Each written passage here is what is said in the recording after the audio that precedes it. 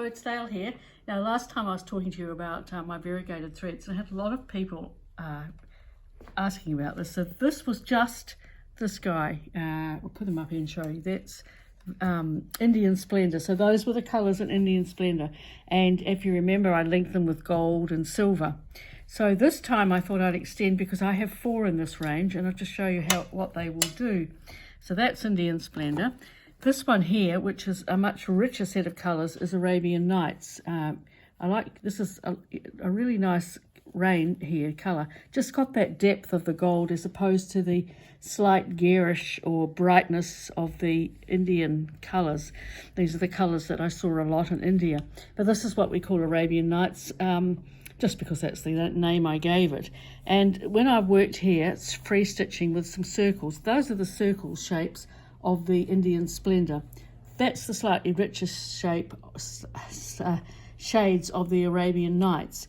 And I've used 2 together here just to show how it works. That's 1, and then I've used 2 down here as well. So I've combined the 2 of them together.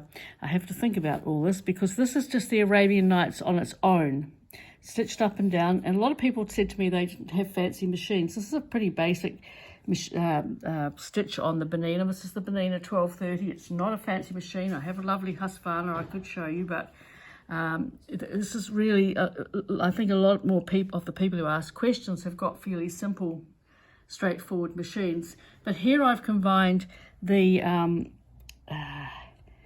2 threads together, the Arabian Nights, and maybe that's 2 Arabian Nights together. Then here I put the Arabian Nights with the Indian Splendor, and you can see how the depth of colour has extended because one colour bleeds into another. On the bottom I think I've got Indian Splendor. It doesn't really matter.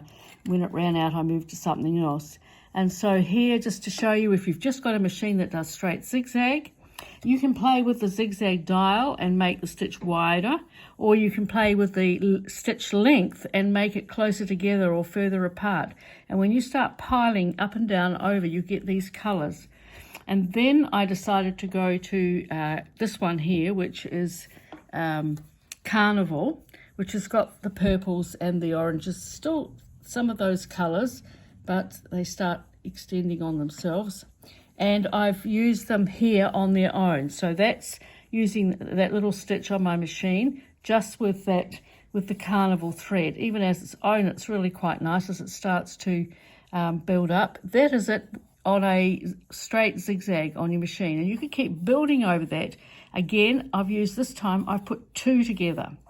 2 of the Carnivals in my machine together, and 2 here. Look how much deeper and richer that is by putting 2 threads through. Now I'll just pop up to here and show you when you've got 2 threads. I put one coming this way, coming round that way from my machine, and the other one I feed that way. Because you remember that this machine is a fairly simple one. It doesn't have 2 digits. They both go 2 things. They both go down the same one. But I have one going across this way and one the other way. I do have a third one. I've got a stand, and I just bring that one up as well and perhaps feed it around with a little stick that I might tie on. You become quite inventive of ways to get your threads going. So then what I've done is I've put added Indian Splendor in with the Carnival.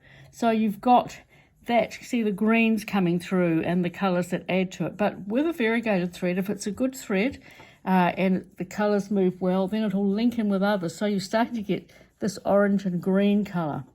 And then I decided to move on to my last colour, which is Royal Shiraz, this colour that's up here. And I used it just on its own, up and down here, just to show how the colours are in that one. And I've used it here with that stitch. Then I've used it with Carnival. You wouldn't think but you've got that green that comes through with the yellow and gives you a set of colours. And this is the 2 of them together in that way. And I'm going to finish off by doing a twin needle. So just feeding it down through naturally when you're doing things. These things always just decide to play up because that's life. And so, as we would say, just twiddle your thumbs while I sort this one out. And I'll just do that to finish and bring this one down here. One thing at least that shows that I've been sewing for years and years and I still get things in a jam. But of course remember to change your needle, use a big eye needle, clean your machine regularly, change your needle often. And I'm stitching for people who asked on just some white felt that I've had lying around. So I'll just show you the two together. This is just a zigzag stitch here, just to finish off. And I've got two of the same thread, and it just gives a nice clip.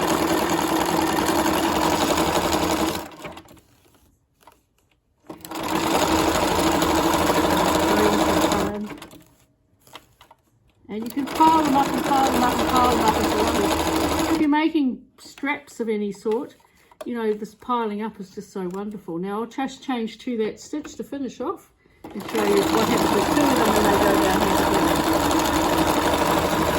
I'm not sure which is in the bottom, it's one of these four.